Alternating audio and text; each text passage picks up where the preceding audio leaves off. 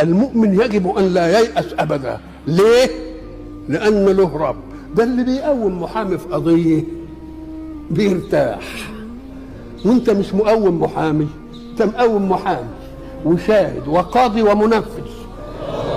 ايش الحكاية؟ يبقى خير الحاكمين ولا مش خير الحاكمين؟ يبقى خير الحاكمين.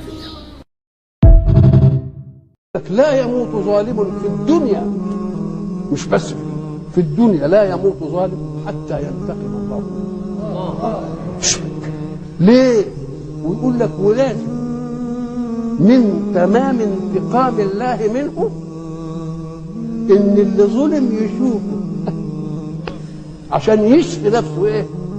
يشفي نفسه منه. ولذلك لما قيل ان فيه ظلوم في الشام مات ولم ينتقم الله منه، هم ما عرفوش ان انتقم الله منه. اللي سمع الحكايه دي قال انا مش مكذب، انما مش معقول، لازم يكون انتقم ربنا منه. انما دي تدلنا على ان وراء هذه الدار دار يعاقب فيها المسيء بإساءته، والا ما يمكنش ربنا يسيب الظالم كده، مش ممكن.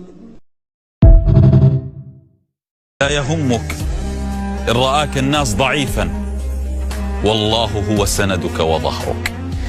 إن من يتكئ على الله لا يضره أحد، فالله سبحانه من يجعله دائما سنده ويتكئ عليه لا يكسر.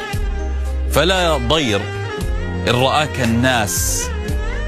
رآك الناس مهمشا بلا قيمة، منبوذا، مطروحا، مسموما، أي شيء، ويراك الله عزيز، تسقط من عين الناس وتعلو في عين الله.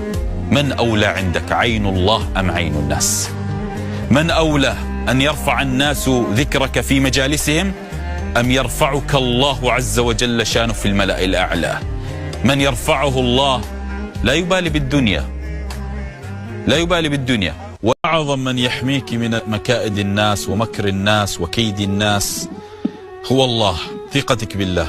إبراهيم عليه السلام كادوا له كيدا عظيما، قذفوه في النار فكانت النتيجة كوني بردا وسلاما. فدائما يا سيدتي الثقة بالله تنجيك من كل مكائد الناس. تعلمي في حديث وإن كان تكلم يقول الله: وعزتي وجلالي لو كادت لك السماوات السبع ومن فيها والأراضين السبع ومن فيها وأردت أن أخرجك سالما لأخرجتك. فمن يكيد لك بعد هذا الكلام؟ فمن يتوكل على الله فهو حسبه. تعرف شو يعني فهو حسبه؟ يعني أنا عندي، أنا كافي.